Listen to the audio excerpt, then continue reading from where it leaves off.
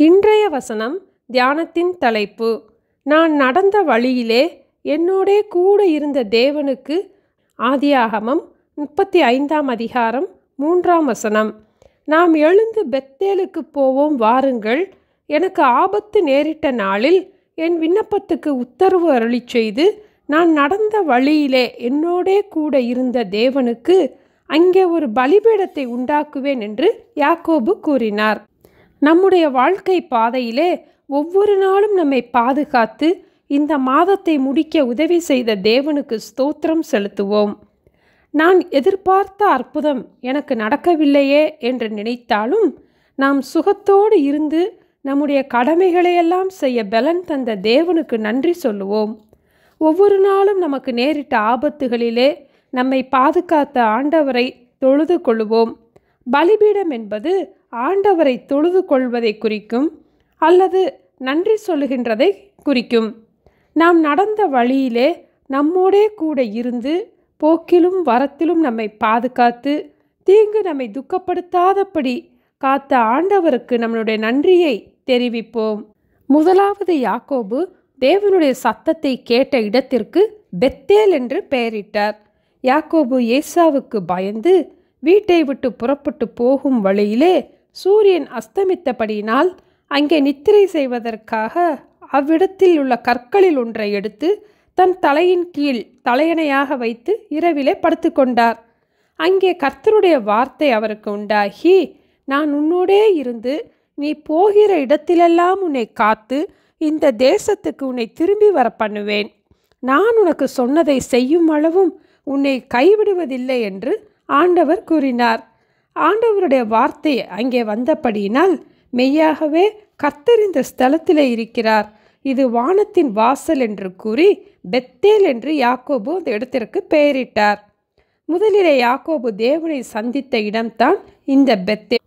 அப்போது யாக்கோபு, தேவன் என்னோடே இருந்து நான் போகிற இந்த வழியிலே என்னை காப்பாற்றி உண்ண ஆகாரமும் உடுக்க வஸ்திரமும் எனக்கு தந்து என்னை என் தகப்பன் வீட்டுக்கு சமாதானத்தோடு திரும்பி வர பண்ணுவாரானால் கர்த்தர் எனக்கு தேவனாயிருப்பார் என்றான். அதுபோல ஆண்டவர் அவரை பாதுகாத்து மீண்டும் பெத்தேலுக்கு திரும்பி வரப்பண்ணினார்.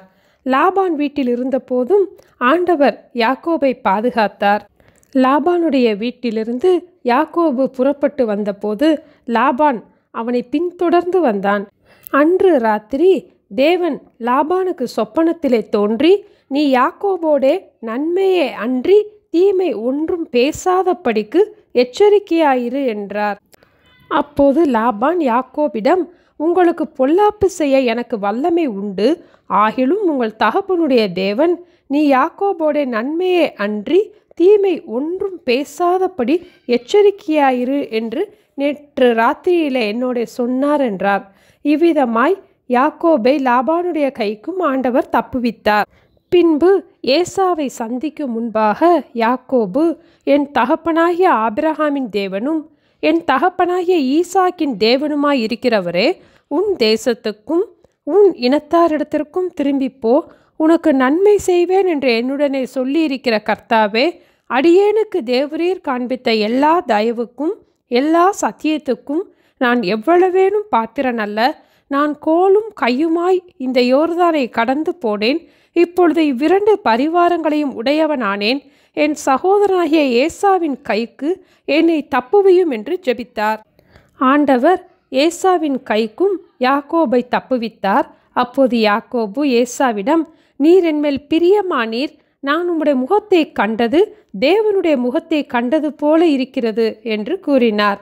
லாபான் வீட்டிலும் ஆண்டவர் பாதுகாத்து ஏசாவை சந்திக்கும் போதும் ஆண்டவர் பாதுகாத்து யாக்கோபின் விண்ணப்பத்துக்கு உத்தரவு அருளி செய்ததால் ஆண்டவருக்கு நன்றி சொல்ல ஒரு பலிபீடத்தை உண்டாக்குவேன் என்றார். நாம் வாழ தேவையான வீட்டை, பொருட்களை, வசதிகளை தந்த ஆண்டவருக்கு நன்றி சொல்லுவோம்.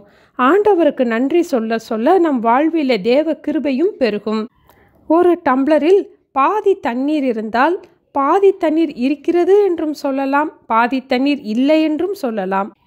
பாதி தண்ணீராவது இருக்கிறதே என்று நினைக்கிற பொழுது நன்றி சொல்லுகிற எண்ணம் வரும். ஆண்டவர் நம்மை நடத்துகின்ற பாதையிலே சில குறைவுகள் இருந்தாலும் நாம் பெற்ற நன்மைகளை நினைத்து ஆண்டவருக்கு நன்றி சொல்லுவோம். நம்முடைய குறைவுகளையும் ஆண்டவர் அவருடைய மகிமையின் ஐஸ்வர்யத்தினால் நிறைவாக்கி நடத்துவார். எனக்கு ஆபத்து நேரிட்ட நாளில் என் விண்ணப்பத்துக்கு உத்தரவு அருளி செய்து நான் நடந்த வழியிலே என்னோடே கூட இருந்த தேவனுக்கு அங்கே ஒரு பலிபீடத்தை உண்டாக்குவேன் என்று யாக்கோபு கூறினார். ஜெபிப்போமா? எங்கள் அன்பின் ஆண்டவரே, நாங்கள் நடந்து வந்த எல்லா பாதைகளிலும் இம்மட்டும் எங்களை காப்பாற்றினதற்காக ஸ்தோத்திரம் அப்பா. எங்களுக்கு உண்ண ஆகாரமும் உடுக்க வஸ்திரமும் தங்குவதற்கு நல்ல இருப்பிடமும் தந்து இம்மட்டும் எங்களை வழி நடத்தினதற்காக ஸ்தோத்திரம். ஆண்டவருடைய அன்பை அறிந்து கொள்ளும் கிருபையினை எங்கள் வாழ்க்கையிலே தந்ததற்காக ஸ்தோத்திரம் அப்பா.